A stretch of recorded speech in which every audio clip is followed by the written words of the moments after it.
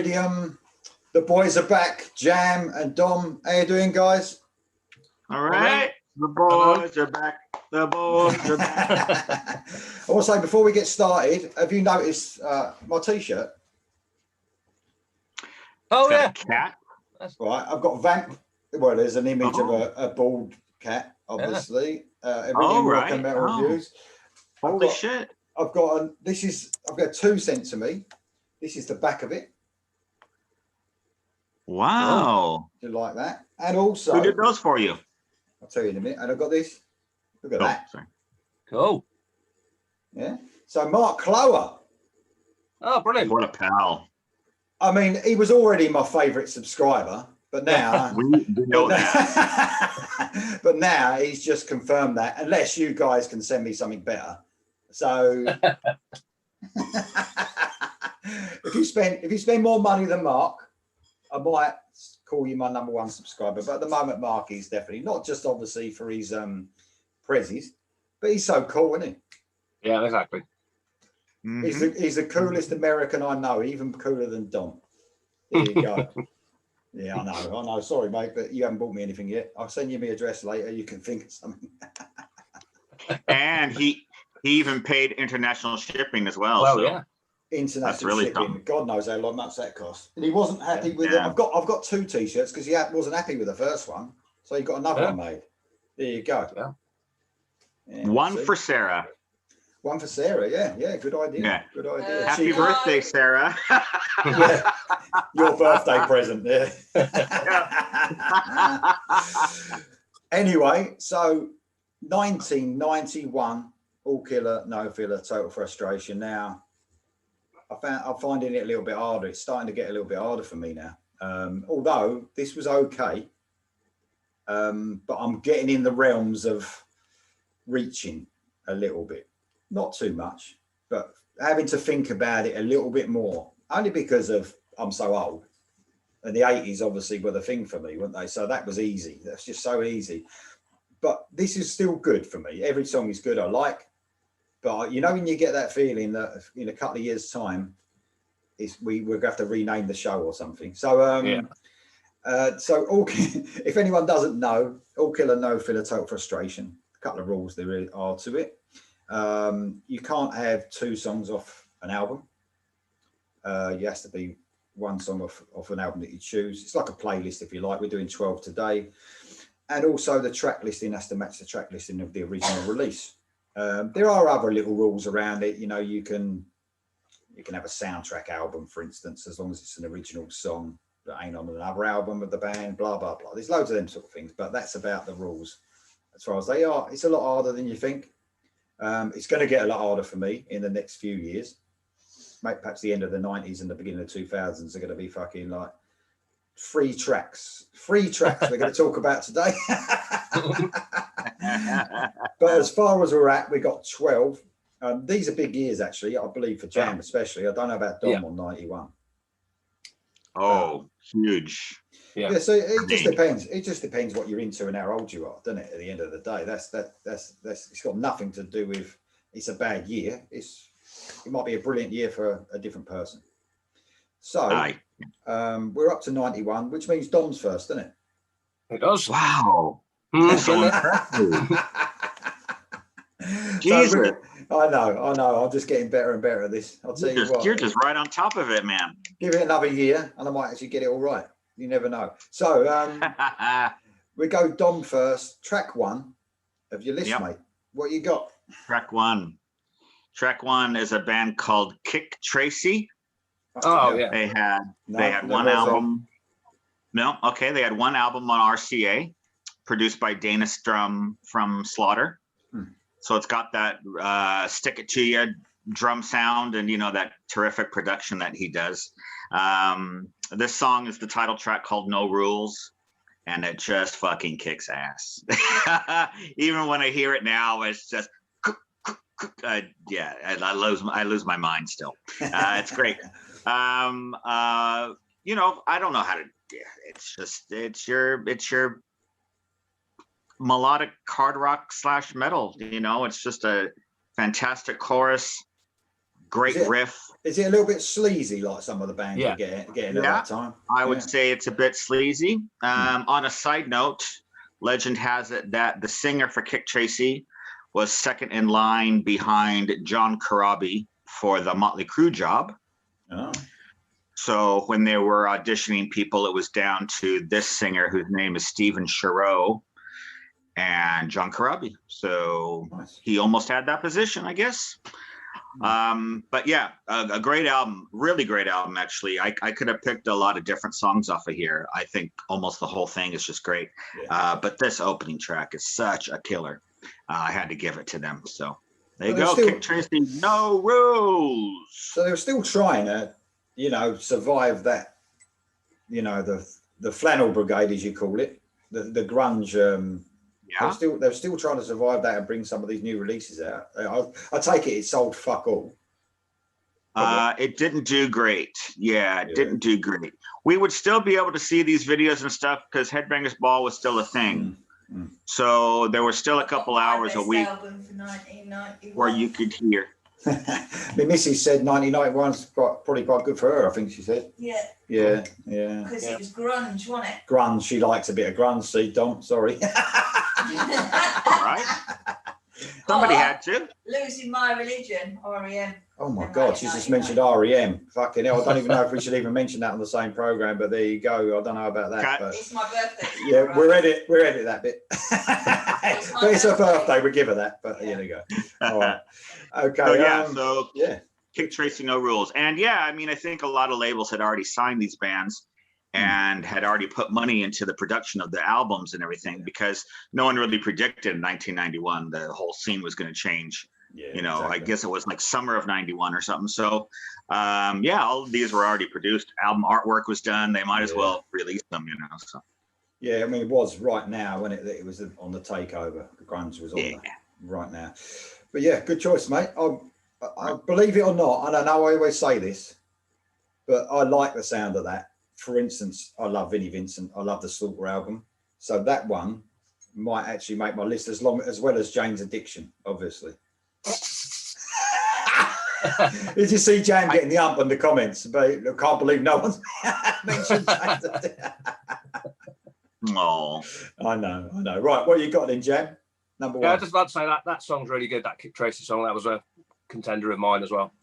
Oh wow! So it actually made it over to the UK then. Yeah, I've got the album. Yeah, that was good. If it's on Spotify, if it is on Spotify, I'm telling you the truth now. I'm gonna put that on straight away. Kick Tracy. Okay. Go on then, Jan. What you got then, mate? Number one.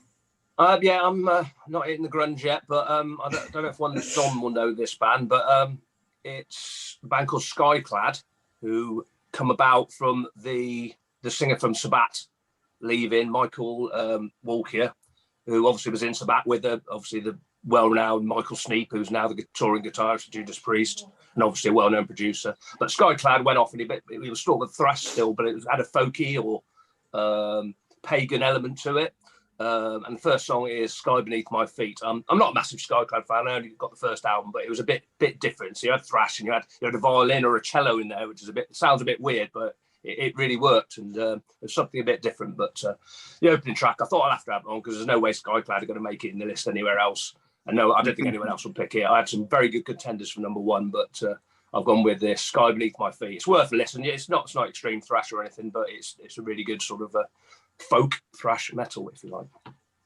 Cool. Never heard of that. Yeah, I never heard the band, but I certainly remember they're in Kerrang all the time, and certainly knew that he came from Sabat and that whole history. But that's just reading in print, so I've never heard it. I guess it's about time to listen to it 30 years later. Yeah, listen. I'm getting a bit worried about my number one because I thought one of you might have chosen this, and I'm getting worried that I've actually got yourself for the wrong year or something stupid like that. So, but I've got to thank Jam for this one because he got me to react to it. I'm hoping it's the right year. It's Ty Ketto. Would we say that? Right. Yes. Forever Young off of Don't Come Easy. So, man, this fantastic. Yeah, I only heard this for the first time last year when Jam actually asked me to I react. don't know if it was me actually, but I did recommend it. But I don't know if someone else might have done as well, perhaps. Just take the credit. Yeah, take the credit. Okay, well, I think someone might put in the comments. No, it was me. But obviously blew my mind. This one, great song, absolutely brilliant.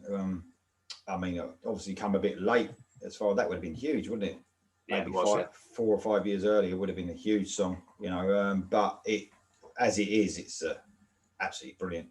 Got a bit of a cult following, I think. This song, you know, this song itself, because I hear a lot about it being the band do, yeah, the band do as well. Yeah, but Forever Young. That's my offer. Don't Come Easy.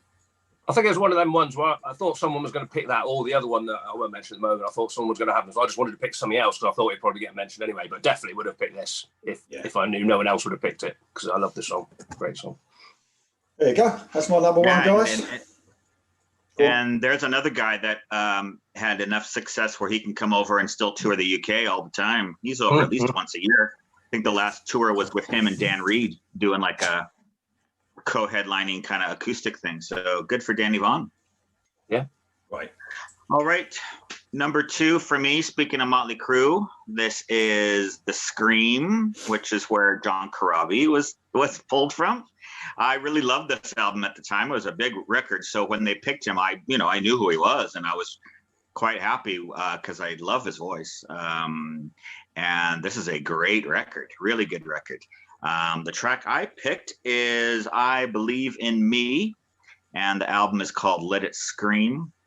Again, just once you get into this realm, it's hard to describe, these tunes because they're just great riffy rockers, they're just great riffy rockers with great choruses. Of course, he's just singing the shit out of it because, he's a great singer. Definitely one to check out if you've never heard The Scream and you're curious about where Crue got Corabi and of course later Dead Daisies and all them. This was his beginning and it's great. So There you go. Got a great voice. Yeah. I mean, it's the funny thing with the Dead Daisies it's funny, isn't it? I mean, we might get onto them in later years, but I think they're a good band.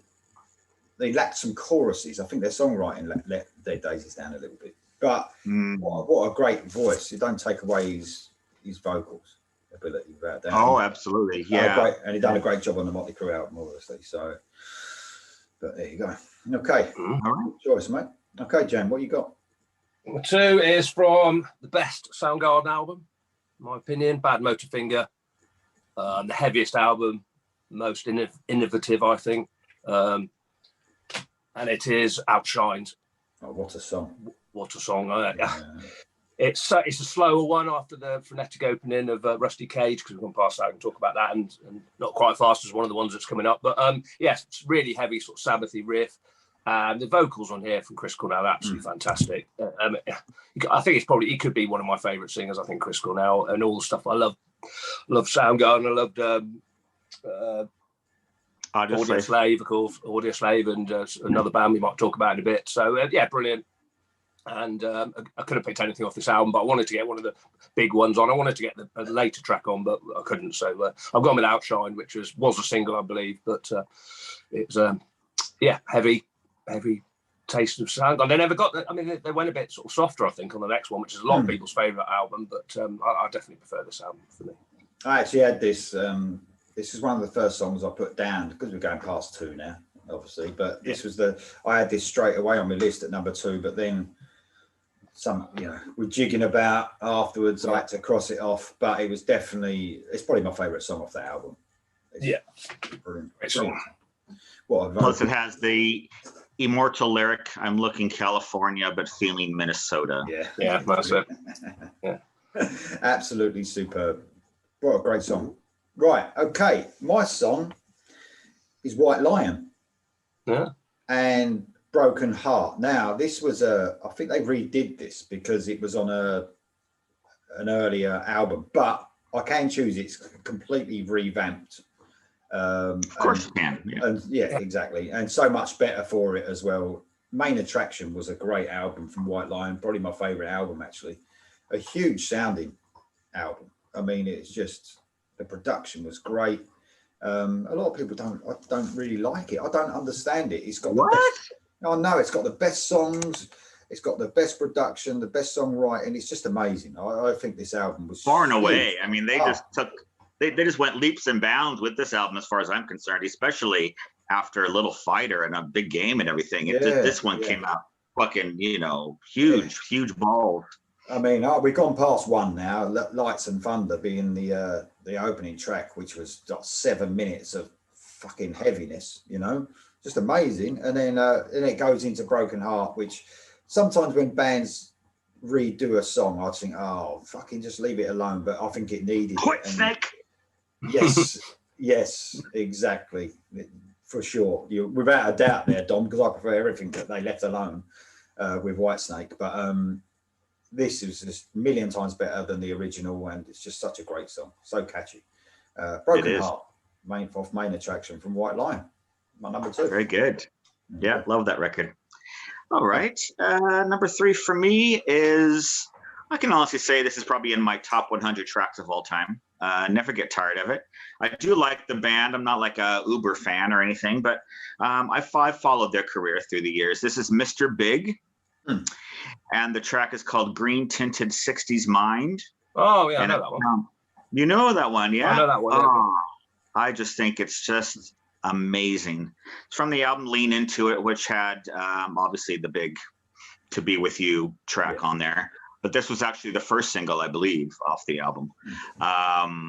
And it's just a melodic masterpiece. It's definitely a rock song. I wouldn't say it's very heavy, but just the songwriting is fantastic. Never get tired of it. As I said, it's probably one of my top 100 songs of all time. So definitely one that has lasted through the years as a really special song. That's a band that I never got to, like we've been spoken about before, and when we're at that age, we haven't got all the money in the world to go and buy everything. Spotify for me now is just like, if anything, it's too much, because it's just like, we get 8 releases come out in one day. I mean, how much are you going to listen to those 8 releases until the next lot come out, and then the next lot come out? It's just, if anything, it's too much. When you was 15, you had an album, and that's what you listened to for the month, 2 months. Yeah. And if you fucking liked it or not. Exactly. Well, exactly. You physically invested in it, didn't you? You paid money for it. Yeah, and you had to like it. And that's what a lot of, it was a really good point made on, I don't mean to plug another show, but it is a great show, and take a lot of my ideas from them, Sea of Tranquility with Pete Pardo.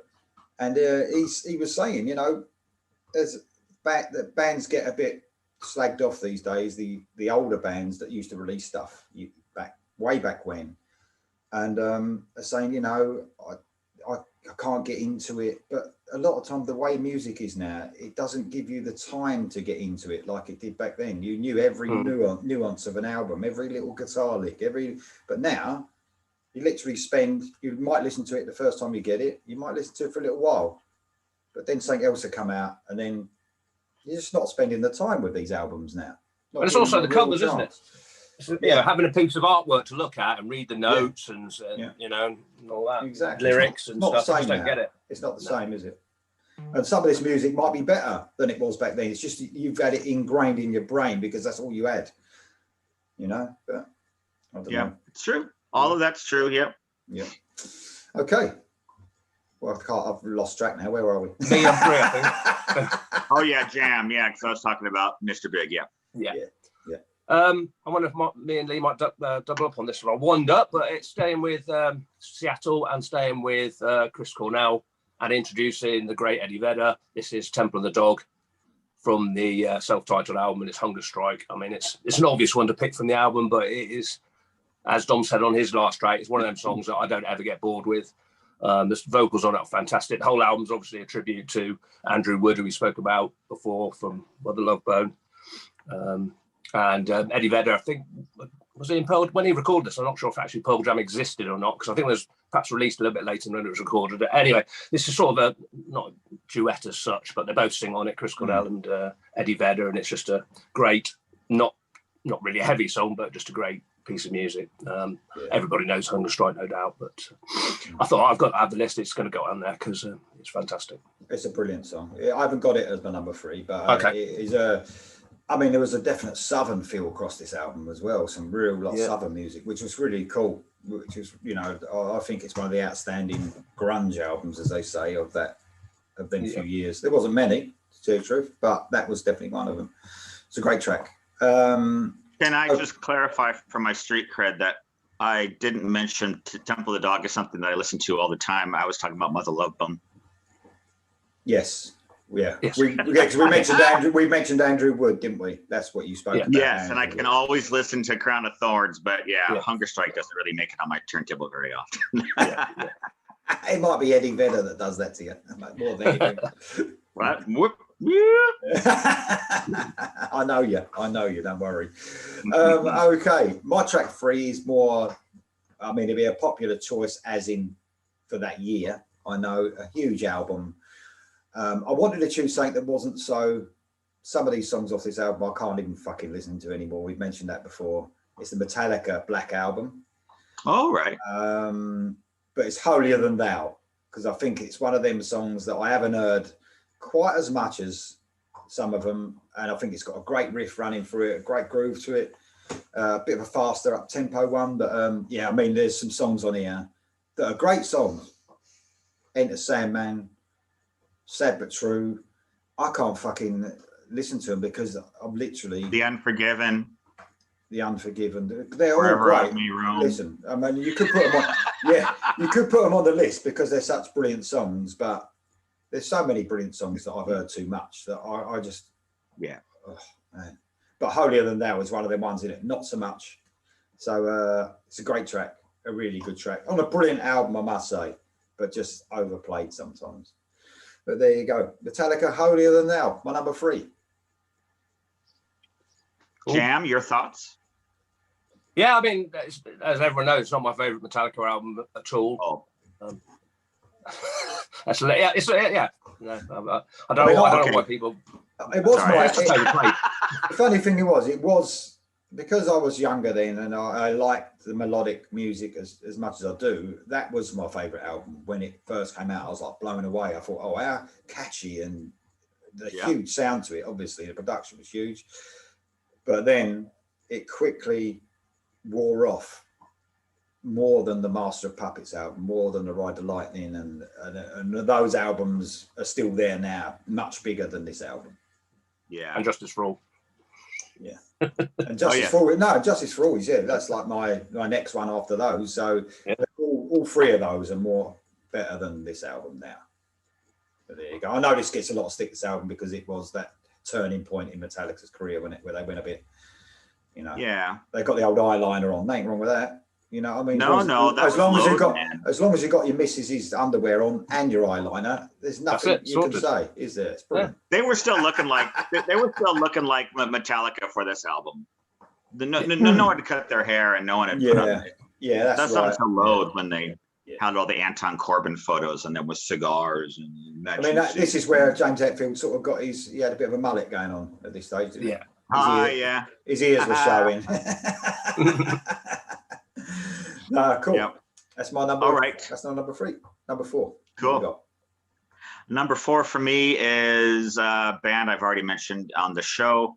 This is the second album from Enough's Enough. This, I believe, is probably their masterpiece, called Strength. I don't think there's a bum track on the entire album. It's just melodic rock, power pop masterpiece. It's just amazing. The track I've selected is called The In Crowd, which has always been a personal favorite of mine. But again, I could have picked just about any track off this thing. If you think, I know Enough's Enough have kind of a reputation for being like a glam band or whatever, but if you put that aside and just listen to it, of course you don't have those visuals, and they don't really sound glam, I don't think. They're more classic rock kind of sounding. But yeah, man, Strength, what a record. Yeah, one of the best. I think the glam that came a lot more from the image, didn't it? It didn't matter what the band, if they had the blooming spandex on or whatever and the makeup, they were glam no matter what the music was, wasn't it? Absolutely. Yeah, there were bands like Pretty Boy Floyd and stuff who I would say was probably glam, and like Look What the Cat Dragged In album, that definitely sounds glam to me, you know. Yeah. Talk Dirty to Me and all that kind of stuff I think really fits. But yeah, enough's enough.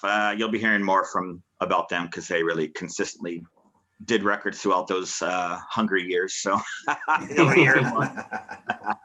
It's amazing how some bands survived, isn't it? How they actually survived through those years. They must have had fuck all money, mate. They just kept going. A lot of them survived on Japanese money because they would get record deals over there because they were still signing like melodic rock albums.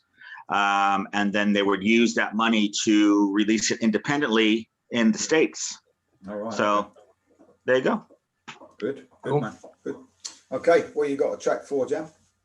Track 4, I'm going to go for a brilliant album by a band called Mindfunk.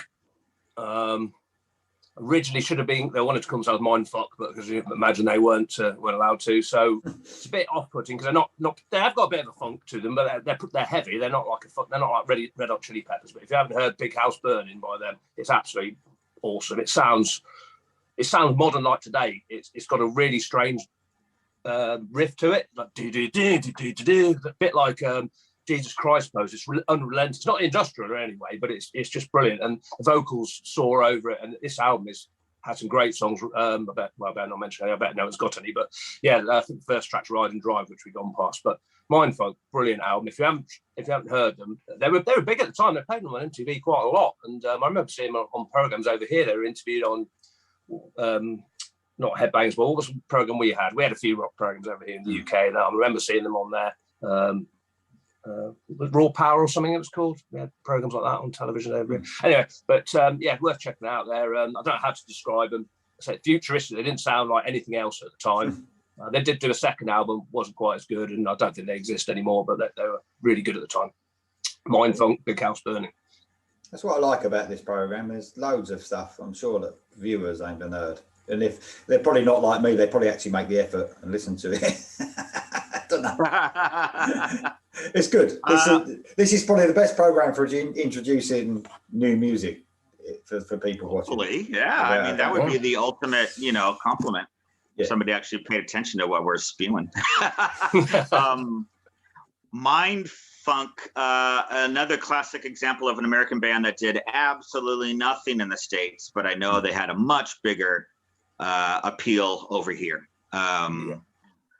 You'd always read about them again in Kerrang and stuff like that, and saw they were touring a lot and stuff. I actually saw Mindfunk support someone, but I don't even remember what it was. But then I saw that they were going to support Love Hate over there, and I thought, oh, that's a good. Yeah, that's a good thing. So I think that's kind of a little bit how they broke in the UK, because that was such a good lineup. Yeah, I wonder if I saw him back in the day. I have no memory of all the gigs I went to when I was younger. I might well have done, but I don't know. So, who knows? Okay, right. My track 4 is coming from a band. This is probably their last album, I think, that was great, although it still was a bit of a dip in form for them. Be their third album, Kingdom Come, and a song called Both of Us from Hands of Time. So very inconsistent, this album, although it was still okay. It wasn't quite as good as the first two, and this was the start of, I suppose, too much experimentation sometimes, I would say. Not sticking to the roots of the first two albums, but this would have been one that would fit on those first two for sure. Both of Us. It's a great song, rocking song. Like I said, it was good, the album in general, but not brilliant. But there's some standout tracks. I mean, the first track, which is the title track, I think you might remember, Dom. Do you have this album, Hands of Time? Did you have this album? I did. I don't remember if the first track was a title track or not. It was strange, but it worked. But it was experimental, but then after, you just thought, after this album, they just went. I don't think I followed them at all. Heard of the albums once, and then just like, nah, just no good. But this was still okay, just not quite as good. But Both of Us is a great track, definitely worthy of being on the list. There you go. That's my track. The reason why it's so different is because he didn't actually have a band anymore. This is pretty much a Lenny Wolf solo album now, and you can tell that the main thing that bugged me about this album is after the thunderous drums on the last two, this is a drum machine for most of these, I believe, if I remember correctly. And it really just it just sounded flat. I mean, compared the drums to the opening of Get It On, and then by this third album it kind of mellowed out. I agree, there are some good tracks on here, but listen, I haven't listened to it for years and years and years. I think it's almost like he got the ump because of the Led Zeppelin, comparisons. It's almost like, well, I'm going to do something completely fucking different now. That no one can say that I sound like anything, and it's too far. I think that was probably part of it, but it's a shame. I know they've got a new singer now, but I don't know. I haven't heard any material yet. It's wild. It's a new singer, but the original band, which hasn't been together since 90 or something. So it's an interesting concept. Have they gone back to the Led Zeppelin sound then? Or? Well, I don't think they've had any music out as such. I think they're working on it. I'm not sure, but I think this whole pandemic obviously just cut all that short. But I have seen some rescheduled dates, so they are still going to continue with this, at least touring. So. I wonder about the voice. I'm wondering if they're gonna. I know.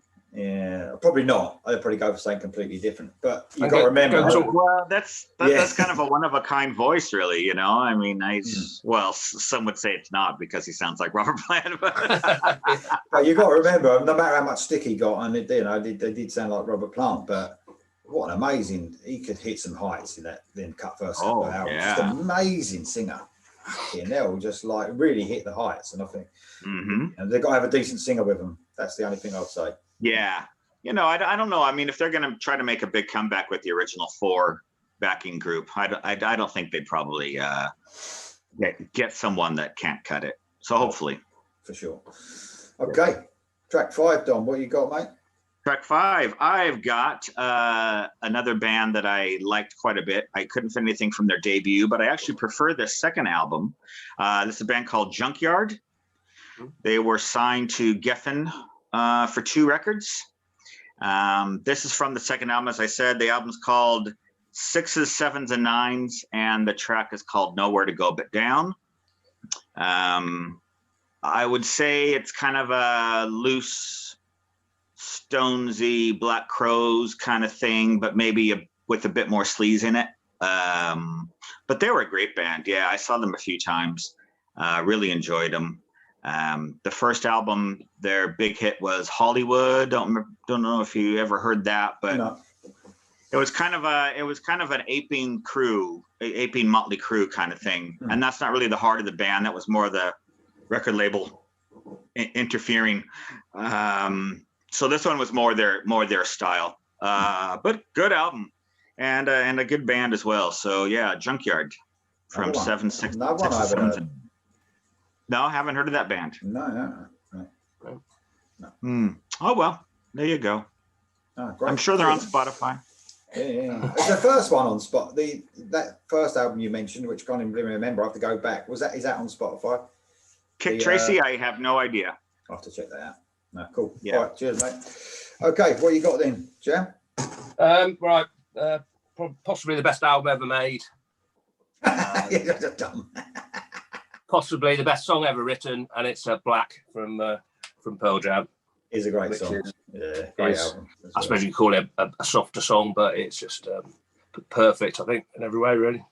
I could have picked any song off 10, as we know. I was going to put a different track on here, but it fitted that I could get Black on there, so I thought, why not? I know I suppose I didn't realise when I liked this song so much that everybody else liked this song so much. I guess it's because a good song's a good song, isn't it? But it wasn't until afterwards that I sort of read things that people absolutely love this song as well. So when I saw him, I've seen him Pearl Jam once, and I was scheduled to see him again. Obviously, it's been cancelled, but next year. Then they actually played it as well, so that was quite a good moment. But I mean, whatever you say about this album or the band or whatever, that's got so much emotion. That song, more than nearly enough more than any other song I've heard. The last few lines where where he's screaming it out, somebody else's sky and all that. It's fucking brilliant, absolutely. Well, goosebumps now thinking about it. But yes, try not to play it too much. Obviously, you don't want to overplay your favourite song, do you? But, no, it is a brilliant song. Dom, you got anything to say about that one? I am glad that it gives you so much pleasure.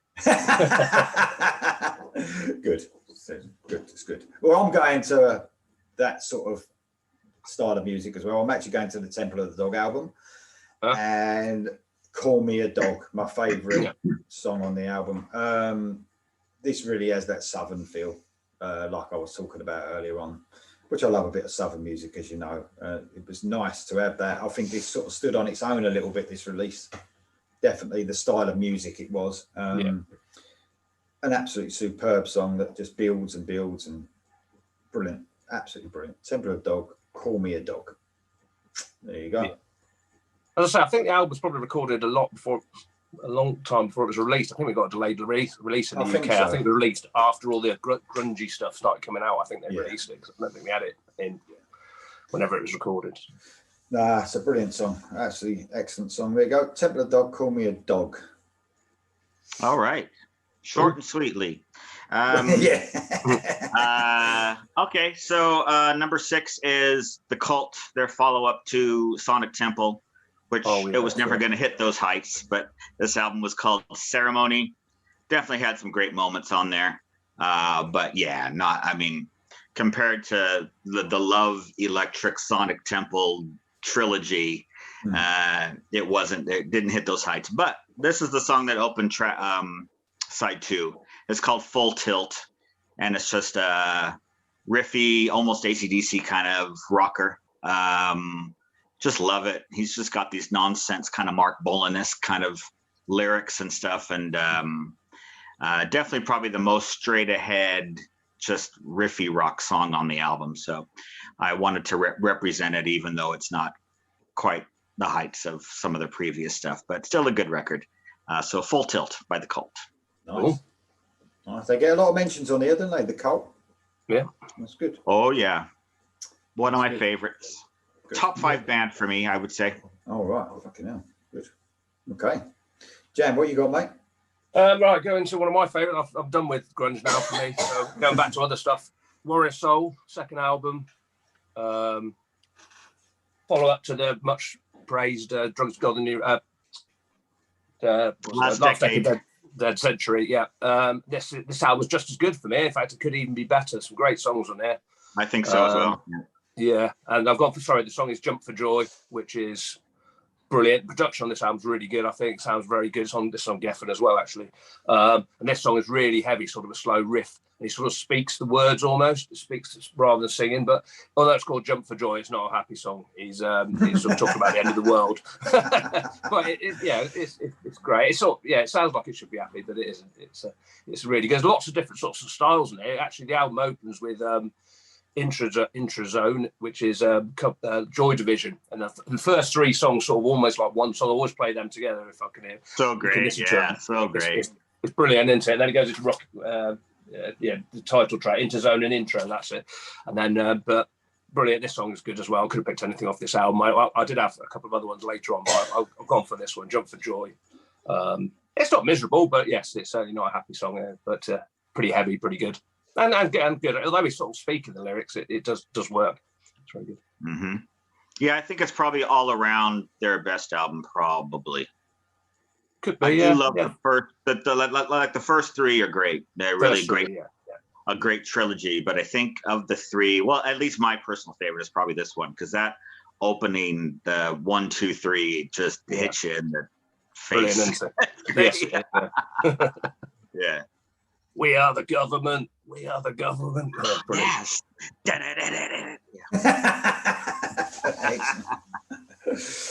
Never heard Warrior Soul. I think I might have done. I think you might have. Yeah, I said I gave you Love Destruction. You said he didn't like the vocal. Yeah, that's right. Yeah, give this a try, though. Give this a try. First 3 songs. Try that. Most of it's instrumental. Dom knows. He's shaking his head like he knows what I'm like. There you go. I will try harder. Anyway, I'm going to some bit different than that, a bit of AOR now. So a bit of a super group. I think it's some of the guys out of Journey. This is something that's new to me, because I've just grabbed this band off of one of the ballad shows I did, and this band were mentioned, The Storm. Yeah. So I think is it Ross Valerie and Jonathan Cain? I don't know the makeup. I know it's a couple dudes from Journey, but I don't know the makeup. So they're very though. Some songs come on of theirs and I don't like them at all, but some are very got that AOR cool Journey sound, and this is one of them. Show Me the Way. It just sounds like a Journey ballad, to tell you the truth, and I love a bit of Journey, and I love a ballad for Journey especially. It's just really smooth AOR song, and it could have fitted, like I said, on one of those classic Journey albums. I think this was off the first album, which was the best one, and then there's some others that I've heard of. They sort of experimenting a little bit too much, going into sort of funky stuff as well and weird shit. Not my sort of thing, but this is a great song. Show Me the Way by The Storm. Okay, cool. I didn't realize they had any record. I thought this was just a one-shot deal. I think they got like 2 or 3. I think 2 or 3 at least. I think, but this one, I think the first one's known as a bit of a classic. But you know what I mean? It's just like it seems like the guys out of Journey go off on their little bands and their super groups. They do one great album, and then it just either that's it or it falls apart a bit. But they can't keep it going for some reason. But okay, track 7, guys. What you got? Wow. Okay, halfway there. Oh wait, no, I'm not good. Track 7 is from the amazing Main Attraction album, White Lion. I would have loved to have had Lights and Thunder, because that just is. Everyone needs to hear that freaking song. If you think White Lion is just When the Children's Cry, whoa, listen to that. I totally agree. That drumming is that's the thunder all on its fucking own, isn't it? I mean, wow. But this is a close contender, so I was quite happy that I could have Kick Tracy at 1 and have this. This is War Song, which opens the second side and is similar to Lights and Thunder, whereas it's quite long and it does take you in a journey. It's got a kind of a relenting drum beat. It's really good and it's heavy, but still has a great chorus. What are we fighting for? Really great song. So I'm more than happy to have this as a substitute. You forget how great that album is, man. I mean, it really is. Yeah, absolutely fantastic. Brilliant. So, I don't know. I would just recommend anyone who, well, I guess if you don't like White Lion, you're not going to want to investigate. That's true, actually. If you think they're only Little Fighter or something, you will be surprised. Yeah, definitely. Okay, cool. Good choice, mate. Great song. Okay, what you got, Jan? Number 7, I'm going with the Double O and No More Tears album. A lot of people say it's his best album. I prefer No Rest of the Wicked personally, and some good stuff on here. And I've gone with song Hellraiser, which was written or co-written by Lemmy. Exactly. And appeared on the next Motorhead album as well. Which, but I heard this one first, so I think I prefer this one with Ozzy singing it. Just a rocking song in the middle of the album. The whole album is good. I don't dislike the album, but I think it's not as good as No Rest for the Wicked for me. And Hellraiser is just a rocking sing-along song. And I say the Motorhead version is good as well, but I think I prefer this version personally. But someone might want that in the next year, because I think that came out on March or Die, which was out in '92, I think. So if anyone prefers that, they can have that version. Okay. I mean, I think No More Tears is even though it's not my personal favorite, I think it's probably his most complete album. Oh yeah, definitely his most kind of mainstream. Came out at the right time.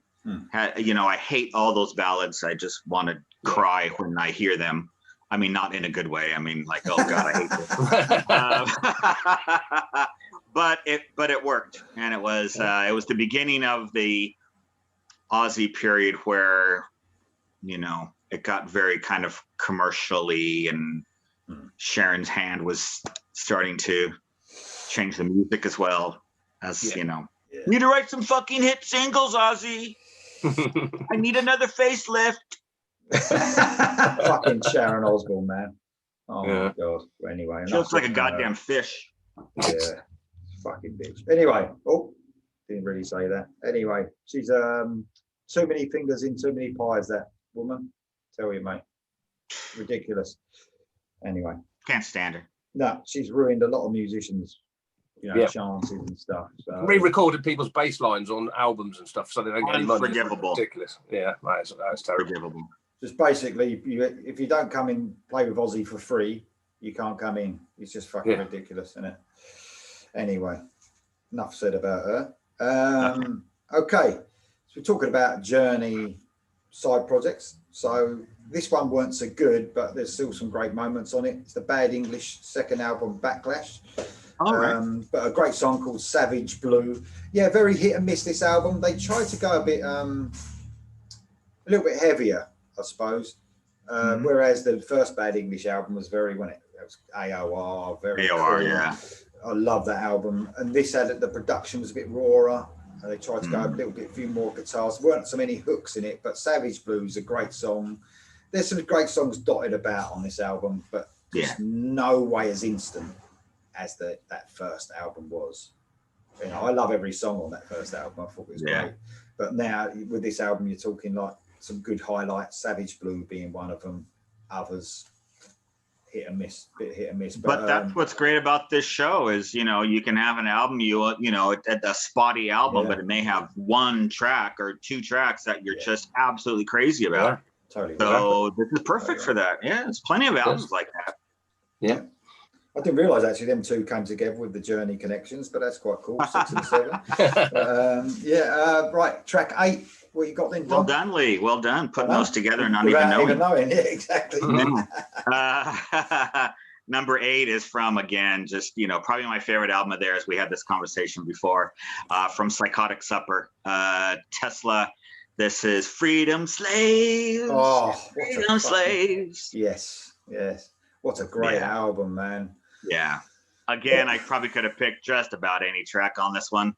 It fitted in well, and this has always been just a stormer for me. Just love it. So I don't know. We've talked a lot about Tesla, how the first 3 albums are great. I actually think the 4th one is underrated, but we'll get to that at the time. But yeah, what a record.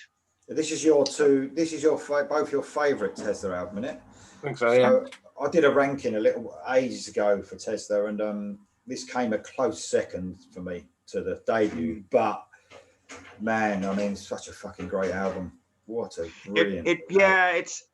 It's really a neck and neck race with Great Radio. It's hard to say. I think this one, I'm gonna have to say Psychotics. I think the sound production is really good on Psychotics. I think this is the one. This was like, they were obviously quite popular, but I think this one was the one that was setting them up. And obviously it was 1991, isn't it? But it was setting them up. So this one would have been huge, But I think this was the one that would have broken big time if it weren't for 1991. But what a great album! Absolutely brilliant from beginning to end, for sure. Yeah. Okay. All right. Yeah, absolutely excellent. Okay, what you got then, Jem? Right, I was a bit quiet earlier because I've actually got something off it as well. So, Black Album. I wasn't going to pick anything off it because I didn't think I would. I'm not going to pick anything off this. Still got cellophane on, but yeah. I'll say that. Yeah, I'll fucking hell. Yeah. The 40-year-old cellophane, whatever it is. But the way it's fitted in, and I had a space, and I was looking at the alternatives, and I thought, why pick a song when I can just pick this one? It's Nothing Else Matters, and it is the only track off this album I probably would ever listen to. I know it's one of the ones that is probably overplayed in some places, but I still think it's a great song. I'm glad you didn't slag it off later earlier, you two. I do. I appreciate all the album. Nothing Else Matters is also an excellent song. But yeah, I probably have played it a bit too much. But you can't deny the album. I think it's brilliant. It ain't on par with what they had. They completely obviously changed, but it's still a storming album, without a doubt. And it wasn't on my No Killer No Filler for Metallica either, so I thought I can include it. So all right. Yeah, good one, mate. Well, I'm going to. It's my last bit of. No, it ain't my last bit of grunge actually. It's but it is a bit of grunge. Soundgarden. You've already mentioned the album. Bad Motorfinger, and it's Room 1,000 Years Wide. Now this has got a really strange sort of guitar melody going over the top, sort of winding all the way through it. It's a strange but quite hypnotic, if you like. It's over a really cool heavy riff. And like you said, there's some real Sabbathy stuff going on throughout this album, and this one included. Yeah. It's a brilliant song. Room 1,000 Years Wide. I can't even explain that guitar riff. No. It's like some sort of siren. It's strange, sort of going like a deep sort of sounding siren go. It works so well. It sort of brings a sort of an evil sound to the song a little bit. Brilliant vocal, of course, from Chris Cornell. Yeah. Room 1,000 Years Wide. I think it's quite a popular song among the Soundgarden fans, but not overplayed whatsoever. So that's it. Room 1,000 Years Wide by Soundgarden. Track 9 next. Ooh. All right. Back to Badlands. We've had this conversation where some people seem to prefer this second album. I don't. But again, the standout track for me, and I put it straight on at number 9 before I even did anything else because I had to have this on. It's called Love Don't Mean a Thing. Wasn't a single or anything, but the single greatest riff on this album. Really good. Obviously, I guess if you know Badlands, you probably know both their albums back and forth, but just really good. Melodic blues, bluesy rock. Jakey Lee, obviously from Ozzy's band, playing guitar, and the late Ray Gillian on vocals. So I really love your riffing noises. You give me a great you give me a great idea. It's sort of Mark Clower's idea. He wants to do some sort of game show on here. Like he wants to do it, right? But we're not quite figured out the rules or how we're going to do it. But that's a good one, isn't it? Mouth some guitar riffs. Right. You sing some guitar riffs and see if you can know the song. I mean, there'll be some obvious ones, but it'll be good that all us going da da da da da da. Oh dear. Oh man. Okay. You'll be in for that, wouldn't you, Dom? You like a little bit of guitar. I guess I'm up for that. Yeah, it'd be like a metal pub quiz, I guess. Kind of. Name that tune. Name that heavy metal tune. With one. Okay. Da. Oh yeah,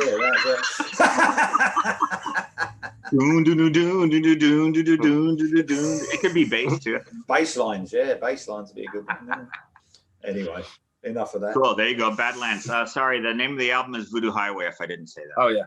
Cool. Well, mate, what you got in, Jam? Well, I could not have this song, and it's Motorhead from the 1916 album, which is quite a consistent album. I'm not a big, massive Motorhead fan. I know what it's going to be. And track 9 is R-A-M-O-A. Yes. It's Ramones, the song Ramones by Motorhead. And for people who don't know, Joey Ramone's always name-checking Lemmy because he loved Motorhead and Lemmy and always name-checking him. And as a compliment back, Lemmy wrote this song called Ramones and put it on the album. And of course, as soon as he wrote this, from then on, Ramones always played it live. And obviously thanked Lemmy for it and all that. And they actually recorded their own version on the Adios Amigos, which was their last album. It's a bonus track, but they actually recorded it. So yes, Ramones song, not by the Ramones, by Motorhead, that the Ramones play live. And Motorhead always play it live as well, to be honest. So, but it's, as you can imagine, it sounds exactly like the Ramones. It's about 1.5 minutes long. And the chorus is R-A-M-O-N-E-S, Ramones. And it's just brilliant. And sums up Ramones and sums up Motorhead and Lemmy. It's brilliant. What a cool story. I didn't even know about that. That's pretty cool. Yeah. That is cool. Okay, my track 9, we're going back to an album that Dom's already mentioned, Psychotic Supper. And the rocking had enough. What a fucking song this is. There's so much energy in this. It's just brilliant. I noticed that this is the most, this song really gets you going. It's just riffy, exciting. Jeff Keith's just singing his heart out as usual. I love it. It's just brilliant. It's got that real medium-paced heaviness about it. That great riff, simple riff, but just works. Just really does work. Had Enough has always been one of my favourite songs off that album. Probably one of the most sort of, not so most popular as some of the songs on the album, but I just think it's great, especially coming in at you know, the back of an album like that. I just think it's excellent. It would have been like the perfect opener, I think. The only thing I'd say about Psychotic Supper, and it's a brilliant album, and I actually love the opening track, but it doesn't sound like an opening track. Changing the Weather. Yeah, I know. I see what you're going with. Yeah. Can you imagine Had Enough coming out with that little the gun at the beginning of just fucking goes for it, doesn't it? It's just brilliant. But an excellent album though, and Had Enough is my track 9. There you go. Cool. Yeah, that's kind of, you know, for a great radio, I picked Yesterday's Gone, which is another really rocking song towards the end of the album, you know. They really were album artists, absolutely. Yeah, without a doubt, mate. Okay, so number 10 is my most obscure one and done metal band of the label signing, the crazy label signings of the late 80s, early 90s. This is a Canadian band called Big House. They have one album on RCA. And I just love it. I wish they would have been able to capitalize on it. It didn't do anything. The label actually, I think they released three music videos for this, so they were definitely putting some money in them. But it just didn't go anywhere. This is one of those records where I thought I was the only one that loved this, and now that I've been on the internet and everything, I can see that other people had it as well. The song I picked is Angel on My Arm. Very melodic, very rock pop. I mean, still riffy, but just great. Love this guy's voice so much. Again, he's not classically a fantastic singer, but I just love the mood that he creates, and he's just got little riffs, and then this kind of stuff that just works so well. So yeah, Big House. It was a self-titled album. If you're ever looking for just a great example of 91 hard rock, go for it. Definitely one that's definitely one that people ain't going to have heard of and can check out. So another so good. Yeah, cool. Never heard of them either, mate. So good one. Okay. What you got then, Jan? Number 10, I've got one that Dom will love the title of this, and this is from Wolfsbane's second full-length album. Limited edition, apparently. I don't know what that's about. But anyway, and it is Temple of Rock. Which, you got rock in the title, Dom. Exactly. I haven't heard you say rock hit today, or metal, or anything. I don't think I have any rocks in it. Oh, fuck. Sorry. This is it's off their second album after they released their EP and their debut album. I don't think it's as good as their first album, but it's a lot better produced. It sounds a lot better, actually. But some great songs on here. I've gone past a lot of them, so I'll mention them. I wanted to have Cathode Ray Clinic, which is a brilliant song at track 7. It's even got Doc Cotton from EastEnders in it at the start of it as a sample, which you wouldn't expect. But I've got my Temple of Rock. It's a live staple when they play live, which I've seen many times. It's just as it says, it's just a rocker in the Temple of Rock. It's a Wolfsbane classic, if you like Wolfsbane, of course. Nice. Yeah. Okay, I'm going to a band called Tattoo Radio. Now this is the So the singer was in White Sister, who I've mentioned twice because every album they've had out, I've got one behind me. I didn't know that. I didn't know he was from there. Yes, Dennis Churchill Dries was the singer, an amazing singer. He's got such a great voice. So he did the 2 albums with White Sister, and then they just, I don't know what happened, but they were one of the greatest bands of the 80s for me. Just 2 albums. And then he did this Tattoo Radio, which was more, I think they had 1 or 2 albums out, but they were more, their actual albums didn't click with me as much because they had that bluesy element to them, and I'm not, as you know, a big huge bluesy fan, but this song is nothing like that. This could have been pulled off a White Sister album. So someone told me about this song, like they just mentioned, because I didn't even know that Dennis Churchill Dries went and done anything else, after White Sister. I thought that was it, because he's not done anything for ages. He's done a little bit of he came back with White Sister and done something is it Firefest, that festival? Oh, right, yeah. Quite a few years ago now. So I watched some of that on YouTube with White Sister, but I didn't know he did anything else apart from White Sister. So he went off and done this stuff with Tattoo Radio. And like I said, for me, it was no way as good, but it had that bluesy element, that sort of thing that I'm not 100% keen on. But this song itself, it's nothing like that. It's just a ballad, but it's got so much power in it. It's just could have been pulled off of one of them albums. And it was a reaction I did. And I was just blown away because it was lovely to hear the guy's voice for a start again. But just such a brilliant album. Good name for an album as well. Rode Hard, Put Away Wet. That's quite cool, isn't it? So obviously they're talking about horses. Yeah, exactly. So yeah, I mean, it even had like I think the album cover had something. It was very sort of southern looking. It had like looked like a head, like one of those hunting. Yeah, like a cow skull. Like cow skull, yeah, something like that. It was very southerny looking, but it was like a bluesy album. But it had the odd song on it that went back to them elements of that melodic hard rock, and this was one of them. Tell Me Why is just fantastic. That's my number 10, and we're nearly there. How great is that? Years and years of not knowing that he did anything, and then all of a sudden you get this brand new album in your lap. That's great. Yeah, it's happened a lot. It's happened a lot thanks to the viewers on here. I'll tell you, some music I've discovered, obviously. So, excellent. Okay, track 11, guys. Okay. What you got, Dom? Track 11 is from Bullet Boy's second album called Freak Show. I had this album. Sorry? I had this on CD. When it came did out. you? All right. So this track, actually, I'd seen Bullet Boys a few times on their first album tour, but this song was on the tour. So by the time the album came out, I knew this song pretty well. It's called Oh Me, Oh My. Track 11, I think it probably should have been a single, to be honest. It's got a real kind of women and children first kind of feel. Just terrific. Great. I love these guys back in the day. This is probably the last really good album.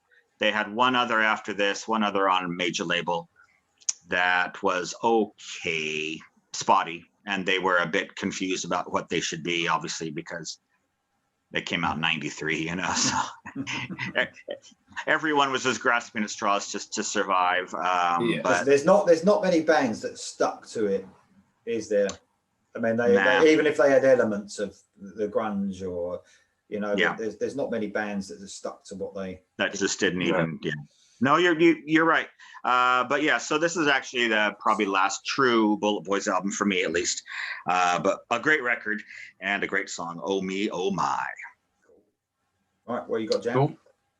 Well, I'm going to pick one of them. We talked about this, and I think everyone said they weren't going to pick anything off these two. Not for any reason that they just didn't want to, but I have actually gone for something off one of the big ones, Use Your Illusion 2, and it is the song Estranged, which I really do like off this album. Although I think the song's probably a bit too long. It does go on a bit at the end. It could have been cut down. I think it's 9 minutes long. It could be cut down a bit. The start is fantastic. Really like it. See, Dom's loving it, but I think Use Your Illusion 9 minutes long of just like a piano chord. It is strange, isn't it? They went from what they went from the Appetite for Destruction album, completely self-indulgent stuff. I mean, look, I quite like some of the stuff off those albums. I like some of it. I think one of the things that put me off of Guns N' Roses was Axl's voice. Sometimes I liked it at first because it was something different, and then when he at the end of every song when he went I just wanted to fucking like what the fuck, stop doing it.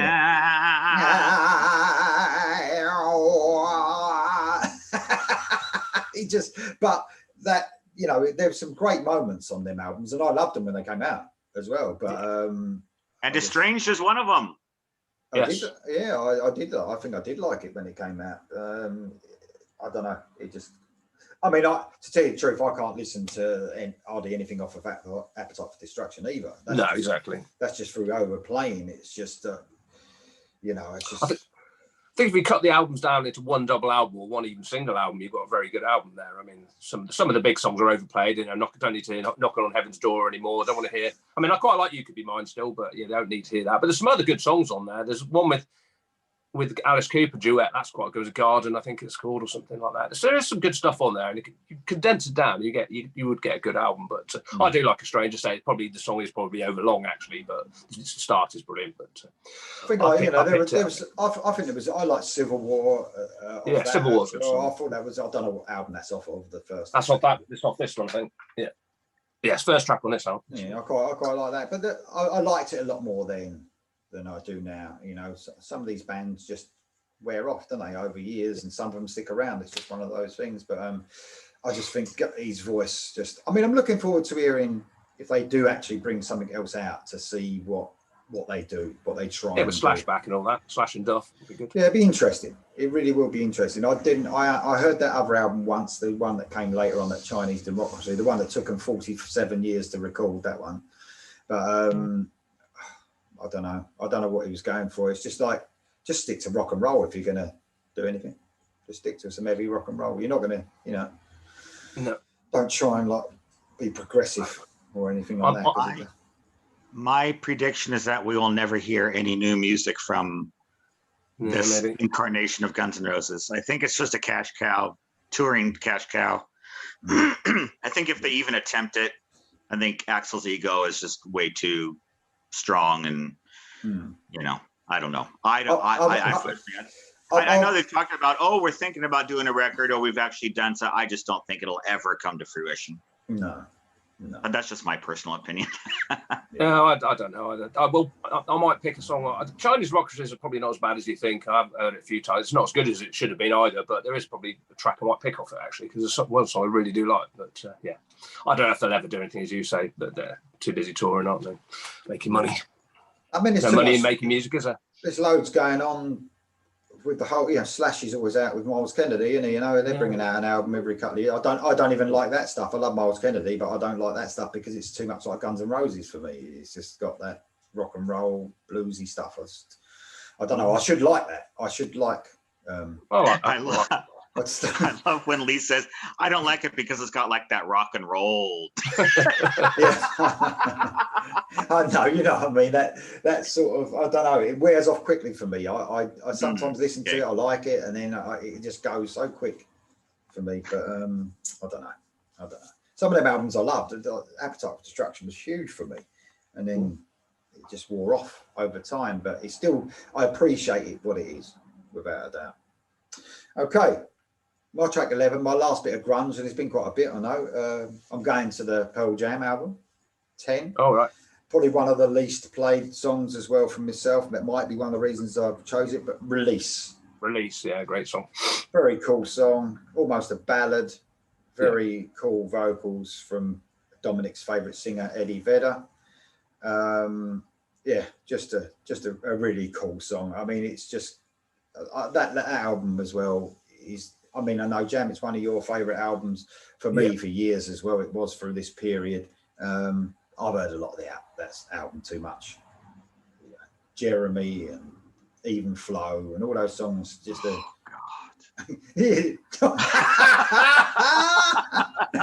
it's like I prefer when they slow it down a bit on this album. I love Oceans. That song, Oceans. Portrait, I like. Portrait's really good.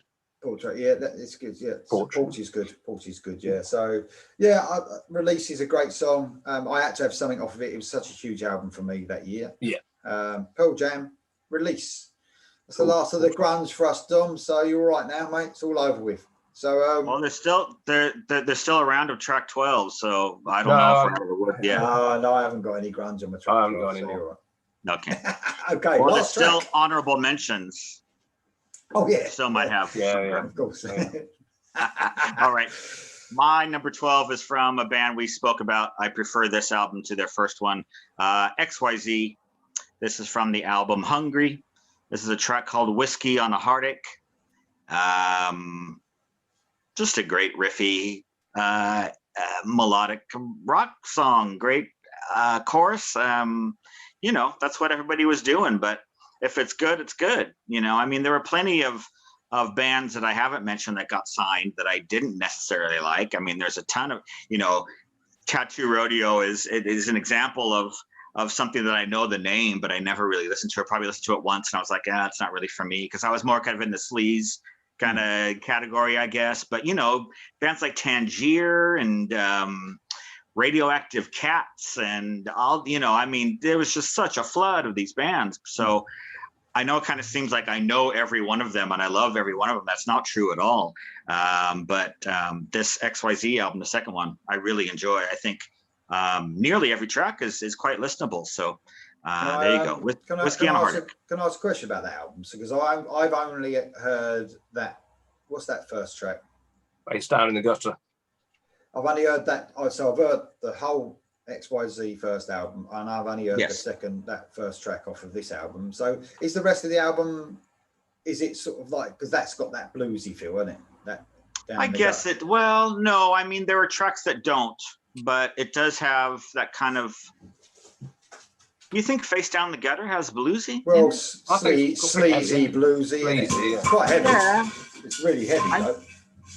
Dio's got my mug. Getting jealous. It's getting jealous because he's getting jealous because Vamp's on it. That's what it is. I thought Dio was having like a drum solo in the corner. Yeah, so I mean, I wouldn't say XYZ have a big blues influence. Face Down the Gutter, I think, is more sleaze, as you say. Definitely worth a listen. Put in the car sometime, listen to it, see if you like it. We'll do. All right, mate. Yeah, because I love the first album, thought it was great, but never, for some reason, just never heard the second one. So yeah, I think they kind of come into their own more as a band on this one. It's good. Right, cool, mate. What's your last track then, Jam? It's another opportunity where we might have the same track. We'll see, and it's from the awesome second album by Skid Row, Slave to the Grind, and it's the track "Wasted Time," which is my second favourite Skid Row ballad after "I Remember You." I love this song. I had this on CD single even before the album came out, or maybe it was after it. I think I got it after the album came out because I think it had some bonus tracks on it that weren't on the album. But brilliant song, brilliant singing by Sebastian Bach, of course. And this is where they're at the height of their powers. I think, suspect if music hadn't changed slightly, Skid Row could have gone on to be even bigger. I mean, they're still probably arguing at this point, obviously, because the band were all friends, weren't they? And Sebastian Bach, they didn't know him. They brought him in, didn't they? I think it was Bob Rocker, was it? Brought him in, or someone, whoever was, brought Sebastian Bach and the band together. So they were never mates. That's why they were sort of all the band was stuck together, and Sebastian Bach, isn't, sort of thing. But this album was so heavy, was not what we were expecting after the first album, because obviously all the ladies like these band. We thought they were going to go soft and all that, and they went completely the opposite way and went as heavy as you could go. And we all know the intro to the album, and Slave to the Grind, the song itself, Monkey Business, how heavy is that riff? And this song it's a heavy power ballad. This is Wasted Time. It's because there's a couple of other ballads on the album, but this one's my favourite, definitely. Wasted Time. It's my track 12, mate. Fucking love this song. Hey! Yeah. So it's a match up for the day. Wasted Time, Skid Row. You're fucking right about this song. The whole album is fantastic as well. Apart from, I mean, I said about Ken Tamplin. I've got to mention Ken Tamplin today, haven't we? Because we haven't. Yeah. I don't think I could spend 5 minutes with fucking Sebastian Bach either. I mean, he's just so fucking annoying, isn't he? How the band put up with him. I mean, I don't know, they didn't put up with him for that long, but no. Oh my God, what a great singer, and obviously a brilliant front man and everything. Yeah. But I can't imagine working with this prick. Honestly, wouldn't he? You'd want to punch him, wouldn't you? As soon as you met him, he's just full of himself, which a lot of rock stars have got to be. But you can imagine getting in a fight with him. Like, taking him out for a beer and him just fighting the world, couldn't you? He's just one of them, isn't he? But absolute nutcase, but great at the time, a great singer. I think he's got a pretty cool voice now as well. I've heard him. Yeah, it's not too bad. He's got a pretty good voice. It obviously ain't what it was then, but I mean, when you're screaming with the power that he screamed with live for a while, you're not going to last long, are you? Because he had, apart from screaming high, he had an aggression to that scream that went with it. He couldn't do it in a sort of like a falsetto and try and save his voice. He fucking screamed it out, and you're thinking how you could last even a gig, screaming like that. And even at this time, if you watch any live footage, you can see him struggling, going for some of these notes, because let's admit it, in the studio you can do some amazing things, can't you? But if you try and replicate it live, that's what I get a bit with bands when they do it too much. I think if you're not going to be able to do it live, you know, just all the time, don't do it. We know that they can spend time and they can perfect it, but if you're not going to get anywhere near it, don't do it. But I'm not saying Sebastian Bach couldn't, because he is a great singer, but you hear some bands just can't replicate it, can they? What they do in the studio. But Wasted Time is fucking excellent. What a ballad! What power in it as well. It's not one of these pussy ballads, is it? It's no, it's proper fucking heavy. So absolutely fantastic. In a Darker Room was on this, wasn't it? This album, which is an absolute brilliant ballad as well. What a great album, and so heavy, like you said. Okay, excellent. Woo! Guys, we made it through the 12 tracks. So just some honourable mention, guys. Go Dom first, obviously. We'll do them real fast here. Yes. I will mention that Brittany Fox had their third album, Bite Down Hard, which was a really good album, but they lost their singer. So they had a new singer called Tommy Paris, but good album, all the same. And then Dizzy Dean from Brittany Fox also had a new band called Black Eyed Susan, and their album Electric Rattlebone was terrific as well. Saw them support Bullet Boys on that tour. So that was quite good. Armored Saint, Symbol of Salvation.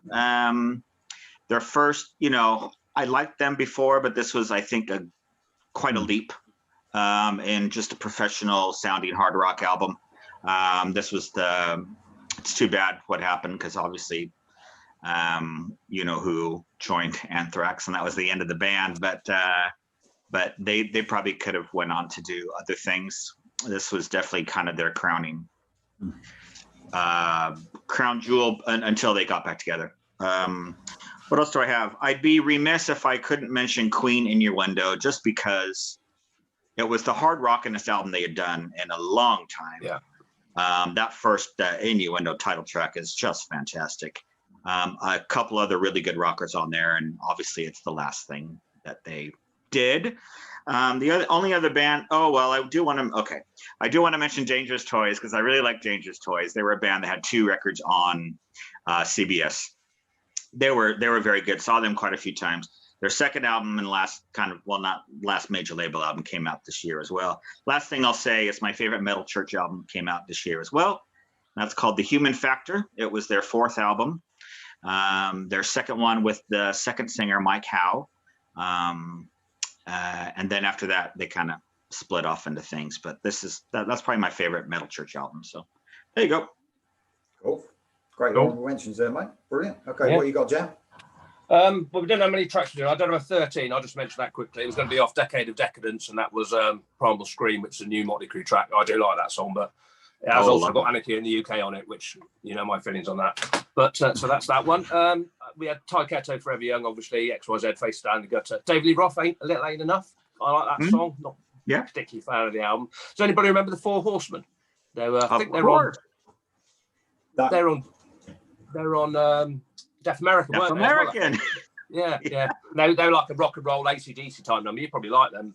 I love that album. Yeah, exactly. Nobody said it was easy. It was quite a good track. Kick Tracy I had on my list because I remember that. Cool. Pound Cake from Van Halen. Yeah, good song. Probably my favorite Hagar song. Exactly. Yeah. And then I had Cover My Eyes from Marillion, which is the first album I think.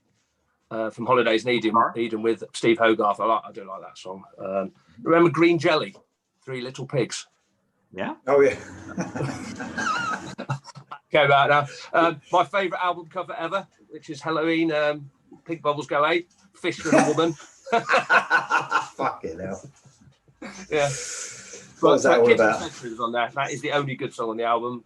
Rush, Roll the Bones. And then there's a couple of tracks I wanted to put on, but they're far too high. So from Use Your Illusion 1, Coma is the best song on here for me, which is a long song. That's like 10 minutes long, but it's like track 16, I think. It's the last track on the album. Yeah, there you go. So that's quite good. And there's also, I'll send this to you, Lee, Dedication, the song by Thin Lizzy. It was a new Thin Lizzy song. It was on the Dedication album. All right, okay. That's a really good song. But that's track 18 on there, so I couldn't put that on. And just quickly, a couple more. The Almighty second album, came out with, but it wasn't as good as the first album for me. But it had Free and Easy and Band Disney on it. Lawnmower Death, Nottingham band. Oh crikey, it's Lawnmower Death. What an album that was! Obviously a bit of comedy and thrash metal. And Elephant in the Room. Enough of that. Yeah, fuck me. Oh, dude, it had to be mentioned, didn't it? It had to be mentioned. Sepultura Arise, but I couldn't get anything off this. But there's some good songs on here.